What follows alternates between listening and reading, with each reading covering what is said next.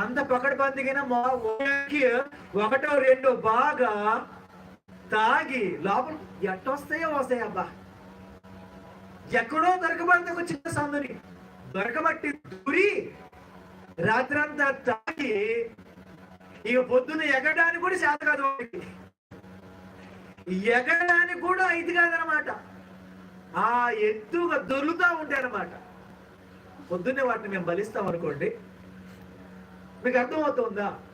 అట్లా అపవిత్ర ఆత్మ అంట ఏం చేస్తుందట, ఒకళ్ళు విడిచిపెట్టిపోయిన తర్వాత మళ్ళీ వెతికి వెతికి వెతికి ఈ ఇల్లు బాగలే, రామకృష్ణ గారు ఆగిపోద్దంట, రామకృష్ణ గారు పోయి వామో నాతో రాదులే అనుకోండి.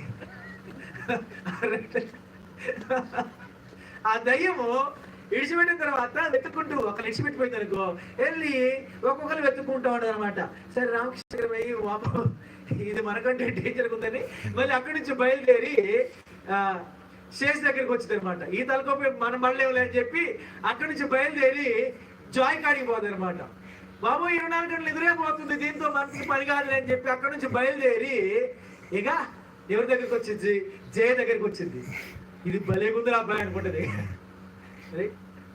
నేనే యాక్టివ్ అండి, ఇది నాకంటే యాక్టివ్ ఉంది, దీన్ని భరించడం మన వల్ల కాదనుకుంటుందంట. ఇక మళ్ళీ వచ్చేసి ఇక నాగేస్తా చుట్టే తిరుగుతూ ఉంటుంది. ఓయ్యా జర లోపలికి రాని కదా అని. ఎందుకు? నీ దగ్గర నుంచి ఏదైనా బయట పంపించింది యేసయ్య, నీ దగ్గర నుంచి ఏదైనా తరిమేసింది యేసయ్య, ఇక జర లోపలికి రాని. ఎట్లా మానేస్తావు, అన్ని ఎట్లా మానేస్తావు, అది ఎట్లా మానేస్తావు, ఇది ఎట్లా మానేస్తావు అని ఇక జోరికి తిరిగినట్టు ఆ దోమ తిరిగినట్టు చుట్టూ తిరుగుతూ ఉంటుంది. నేను చదివి ఇక్కడ ఉన్నది చదువుతున్నానా లేకపోతే సొంత కథలు అని చెప్తున్నానమ్మా? చదవండి అక్కడ. నేను విడిచి వచ్చిన నా ఇంటికి తిరిగి వెళ్ళుదనుకొని వచ్చి ఆ ఇల్లు ఊడ్చి అమర్చి ఉండు చూచి వెళ్ళి తనకంటే చెడ్డవాడైన మరి ఏడు దయ్యాలను వెంటబెట్టుకొని, దేవా సూర్యుడిగా నా ఒక్కరితో పని కావట్లే, నన్ను బయటికి వెళ్ళగొట్టిండి యేసయ్య వచ్చి, ఏదేమో సంధియట్లా, అవకాశం తీసుకోవట్లా, ఇవాళ మందిరం వద్దులే అంట వినడు, ఇవాళ సహవాసానికి పోవద్దంట వినడు, ఇగో పోదాం రా ఆతో పాటు కూర్చొని సిట్టింగ్ చేద్దాం రా అంట రాడు. ఎన్నిసార్లు కన్విన్స్ చేసినా ఆ మనిషి వాక్యం అంటాడు, ప్రార్థన అంటాడు, చర్చ అంటాడు, కుటుంబం మొత్తం పోవాలంటాడు. ఆ వ్యక్తిని ఎలా చొరబడి మళ్ళీ వెనక్కి ఈడుద్దాం అనుకున్నా, ఆ వ్యక్తిలో చొరబడి వెనక్కి ఎంత లాగుదాం అనుకున్నా వ్యక్తి వినడే. కాబట్టి ఏం చేయాలి, ఇప్పుడు నాకు బలం సరిపోవట్లే అని చెప్పి ఏం చేసిందట, ఏం చేసిందట, మళ్ళీ పోయి తనకంటే చెడ్డమైన మరి 7 దయ్యాలను తీసుకుని వచ్చి ఆ వ్యక్తిలో మకం పెట్టుదట. తనకంటే చెడ్డమైన మరి 7 దయ్యాలను తీసుకొచ్చి ఆ వ్యక్తిని, మిమ్మల్ని విడిచిపెట్టిపోయిన దయ్యాలు ఏం చేస్తున్నాయి ఇప్పుడు, మిమ్మల్ని విడిచిపెట్టిపోయిన దయ్యాలు ఏం చేస్తున్నాయి ఇప్పుడు,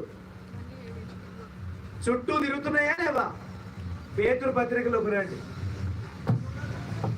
మొదటి పత్రిక 5:9 చదవండి. మొదటి పత్రిక 5:9 చదవండి. పేతురు మొదటి పత్రిక 5:9.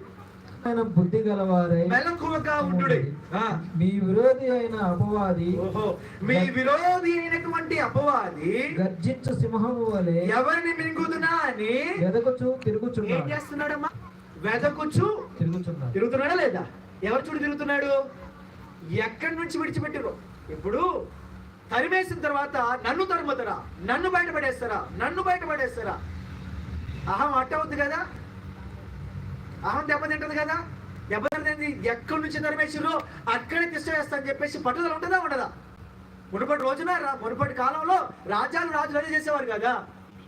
నేను పోయి యుద్ధం చేస్తే నన్ను గెలవనివ్వరా, ఎట్లాగైనా సరే ఇంకా 3 నెలల తర్వాత పోతా ఆ రాజ్యాన్ని పడగొడతా, ఇంకా 6 నెలల తర్వాత పోతా ఆ రాజ్యాన్ని పడగొడతా, పడగొట్టిన దాకా నేను విడిచిపెట్టా అన్నట్టుగా పట్టుదలగా ఈ దయ్యాలు ఏం చేస్తుంటాయట, నీలో నుండి యేసయ్య దయ్యాలను వెలగొట్టిన తరువాత ఆ దయ్యాలు వచ్చి మళ్ళీ ఏం చేస్తుందంటే తనకంటే మరి చెడ్డమైన ఇంకా 7 దయ్యాలు తీసుకొచ్చి, సంఖ్య ఎంతైనా కావచ్చు, నీ బలాన్ని బట్టి ఇంకా ఎక్కువ దయ్యాలు తీసుకొచ్చి